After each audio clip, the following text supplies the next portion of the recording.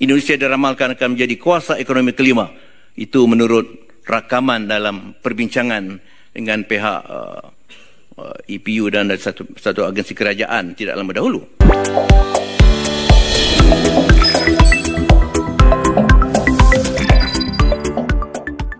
Assalamualaikum warahmatullahi wabarakatuh. Halo teman-teman, jumpa lagi di Aryan M Channel.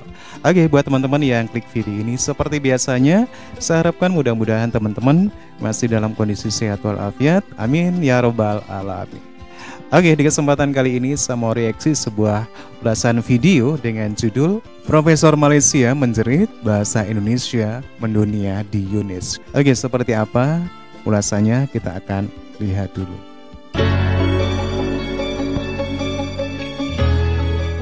Kali ini kita masih membahas bahasa Melayu Malaysia dan bahasa Indonesia. Bahasa Indonesia telah menjadi bahasa dunia karena sudah masuk UNESCO. Bahasa Indonesia amat kuat karena menjadi bahasa persatuan, bahasa resmi negara, dan bahasa ilmu. Adapun bahasa Melayu Malaysia sungguh berbeda nasibnya. Jangankan ingin menjadikan bahasa dunia, memartabatkan bahasa Melayu di Malaysia sendiri pun kaum Melayu Malaysia hingga sekarang belum berhasil. Karena itulah Profesor Melayu Malaysia kini pening lagi untuk memperjuangkan bahasa Melayu. Tambah Ada pening, video yang tambah menarik tua. mengenai hal ini. Yuk kita simak ya. Dalam isu bahasa Melayu, di Dewan ini juga saya pernah menimbulkan keperluan KPM memikirkan langkah untuk mengarus perdanakan sekolah rendah jenis kebangsaan. Dengan salah satu langkahnya menjadikan bahasa kebangsaan sebagai bahasa pengantar bagi sejumlah mata pelajaran, kalau tidak semua. Dan langkah itu dilaksanakan pun secara beransur-ansur, bukan secara mendadak. Selaras dengan keperluan kohort tertentu yang kira-kira mengambil tempoh lebih kurang 6 tahun untuk menyelesaikan satu kohort. Setakat ini bahasa Melayu hanya menjadi mata pelajaran di SRJK. Karena itu tidak memenuhi, bahkan tidak membantu gagasan bahasa Melayu merentas kurikulum yang menjadi salah satu intipati falsafah pendidikan kebangsaan untuk menjadikan bahasa Melayu sebagai bahasa ilmu. Dalam hal bahasa Melayu sebagai mata pelajaran pun berlaku kesenjangan yang tidak sewajarnya, yaitu dua jenis buku teks yang berbeda bagi sekolah kebangsaan dan sekolah jenis kebangsaan. Mengapatah diizinkan keadaan atap genting, atap rembia, dan dua darjat berlaku dalam pada kita bercita-cita membentuk perpaduan dan penguasaan bahasa negara yang setara bagi semua warga negara. Demikian juga di peringkat pendidikan tinggi, kian kabur pelaksanaan bahasa Melayu sebagai bahasa ilmu, sebagaimana dihasrat oleh Perdana Menteri sejak beberapa dekad lalu beliau berada dalam kepimpinan negara. Ketetapan kerajaan bahawa tahun 1983 dijadikan tahun sasaran bermulanya bahasa Melayu sebagai bahasa utama di APT ternyata kian melemah dengan peminggiran bahasa Melayu, khasnya dalam bidang yang disebut bidang kritikal, yaitu perubatan, undang-undang, kejuruteraan, sains dan teknologi. Pelan pemartabatan bahasa Melayu di APT yang dimulakan pada tahun 2011 jelas menemui kegagalan. Apabila laporan audit bahasa di APT yang dilakukan oleh DBP menunjukkan peratusan yang sangat rendah bagi sesuatu APT tentang penggunaan bahasa Melayu di kebanyakan APT. Bahkan ada APT yang menyatakan oleh sebab kami ini universiti teknikal, kami tidak tertakluk pada dasar penggunaan bahasa kebangsaan. Bagi saya ini suatu pengkhianatan besar. Taklif mengimarahkan bahasa Melayu sebagai bahasa ilmu tinggi seolah-olah terbeban hanya pada universiti tertentu seperti Universiti Kebangsaan Malaysia kerana namanya Universiti Kebangsaan sebagai universiti watan. Sementara APT lain seakan-akan mempunyai autonomi untuk tidak melaksanakan dasar bahasa kebangsaan yang jelas tersasar daripada dasar kerajaan sendiri tahun 83 seperti saya sebut tadi. Kini Kementerian Pendidikan Tinggi mula menggerakkan pelan pemartabatan bahasa Melayu di APT bagi tempoh 2023 hingga 2030. Kerajaan perlu memastikan pelan itu tidak tinggal menjadi tindakan yang berlangsung pelan-pelan dan tidak menimbulkan kesan positif. Yang kedua, yang dipertua dalam pembangunan kebanyakan negara di dunia, dasar bahasa kebangsaan atau dengan izin National Language Policy menjadi salah satu tonggak perancangan bahasa atau language planning dengan izin menjadi antara agenda utama negara sedunia untuk membangun dan maju dalam acuan sendiri. Pengalaman saya 2 kali bertugas di Republik Rakyat China sebagai penyandang kursi pengajar Melayu Kerajaan Malaysia di sana dan Jerman sebagai profesor tamu menunjukkan bahawa faktor ketegasan pelaksanaan dasar bahasa kebangsaan menjadi salah satu faktor kejayaan kedua buah negara itu. Pengalaman sedikit saya di Korea Selatan, Jepun, Belanda dan Perancis juga menunjukkan pola yang sama. Bahkan negara tetangga kita Thailand dan Indonesia mengamalkan darah yang sama. Indonesia diramalkan akan menjadi kuasa ekonomi kelima. Itu menurut rakaman dalam perbincangan dengan pihak EPU dan satu agensi kerajaan tidak lama dahulu.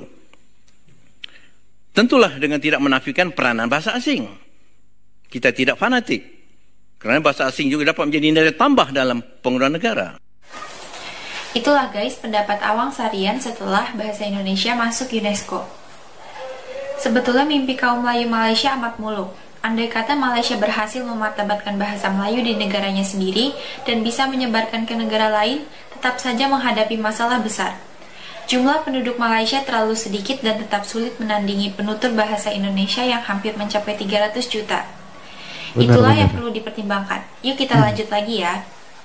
Peri pentingnya bahasa kebangsaan dalam proses pembinaan negara atau nation building, satu agenda bagi negara yang lepas pada belenggu penjajahan, tergambar dalam pernyataan yang teramat mulia Tunku Abdul Rahman Putra Al-Haj, Perdana Menteri pertama negara kita, iaitu kata beliau, negara tanpa bahasa kebangsaan ibarat jasad tanpa ruh.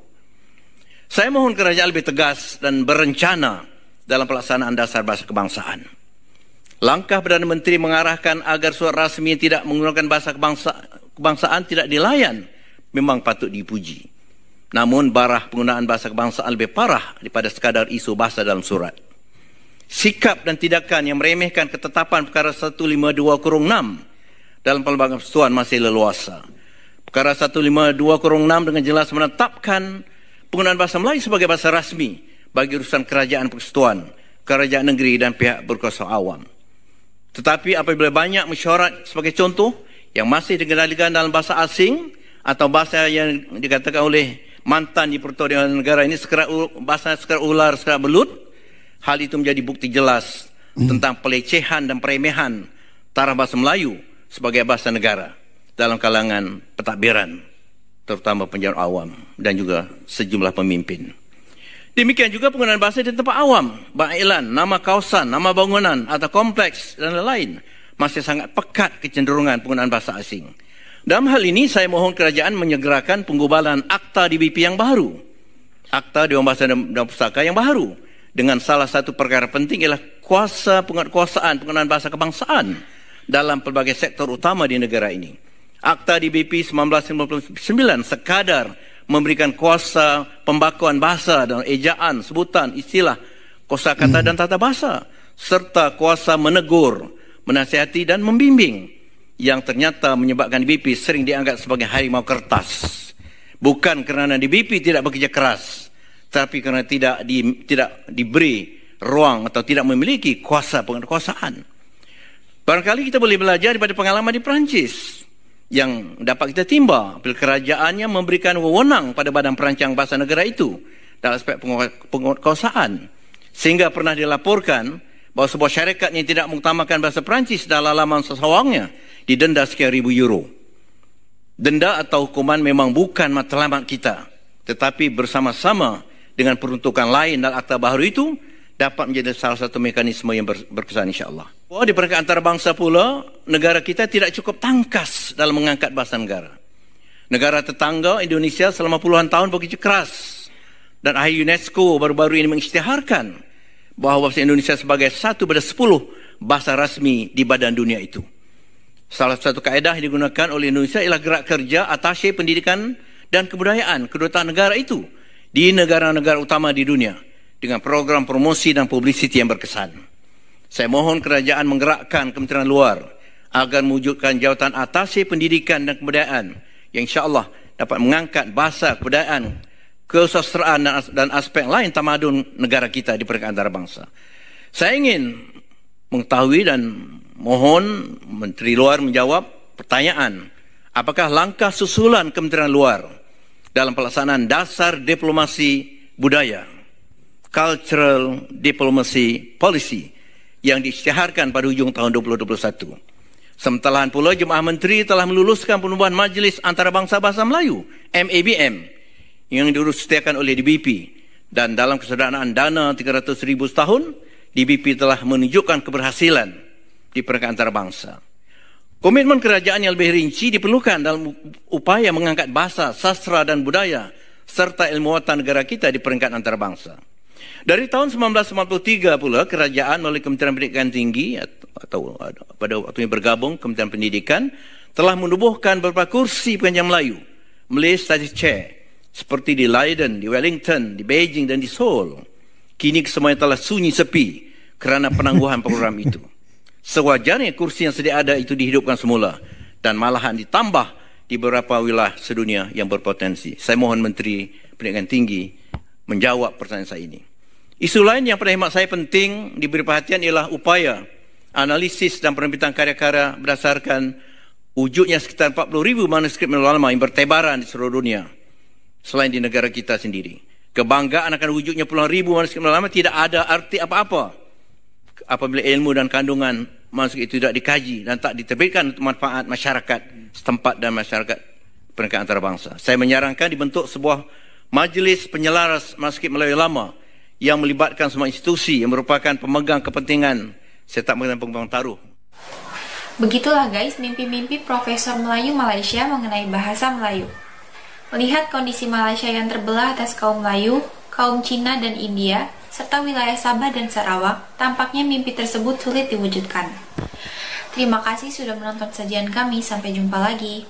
Oke teman-teman, ya demikian pernyataan Profesor Malaysia Awang Sariang di depan parlemen ketika mendengar bahasa Indonesia dipilih sebagai bahasa resmi di UNESCO. Nampaknya dengan melihat pidatonya, dia sangat panas dan iri sekali dengan bahasa Indonesia. Dan dengan melihat video ini pun kita tahu bagaimana kelemahan bahasa Melayu yang ada di Malaysia sebagai bahasa resmi, bahasa nasional, bahasa persatuan di sana. Karena bahasa Melayu ini belum digunakan di semua aspek, terutama dalam pendidikan. Di Malaysia, bahasa Melayu belum dipergunakan dalam kurikulum matematika juga sains. Inilah salah satu kelemahan bahasa Melayu dan masih banyak banget kelemahan-kelemahan yang lain pada bahasa Melayu di Malaysia. Oke teman-teman, ya demikian satu buah video. Menurut teman-teman gimana? Silakan teman-teman bisa berkomentar dan jangan lupa like and subscribe. Terima kasih dan wassalamualaikum warahmatullahi wabarakatuh.